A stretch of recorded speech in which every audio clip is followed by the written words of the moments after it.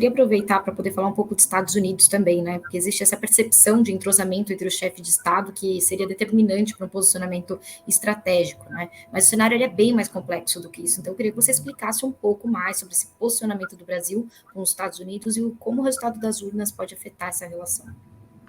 Bom, o entrosamento entre presidentes não é um determinante para a relação entre os dois países. O Fernando Henrique e o Bill Clinton eram muito próximos, e isso não gerou necessariamente grandes coisas fantásticas para o Brasil, assim como o Lula e o George W. Bush, apesar de pertencerem a espectros ideológicos quase opostos, eles foram os que tiveram a melhor relação entre dois presidentes nos últimos anos. Então, isso não quer dizer, assim como Bolsonaro e Trump, refletiu muito pouco para o Brasil, era muito mais espuma do que qualquer outra coisa. A relação entre os dois países ela é tão sólida porque ela possui várias subcategorias que funcionam firmemente há anos. Você tem acordos de cooperação na área da saúde, na área da educação, militar, ciência e tecnologia, etc., que vão acontecer independente dos presidentes se gostarem ou não.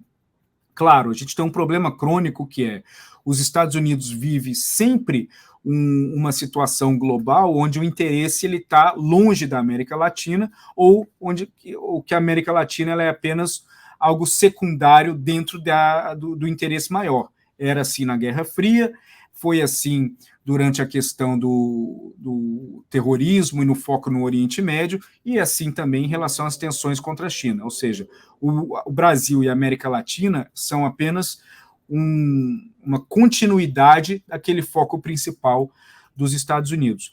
Agora, por outro lado, nossos sistemas financeiros são profundamente integrados, né?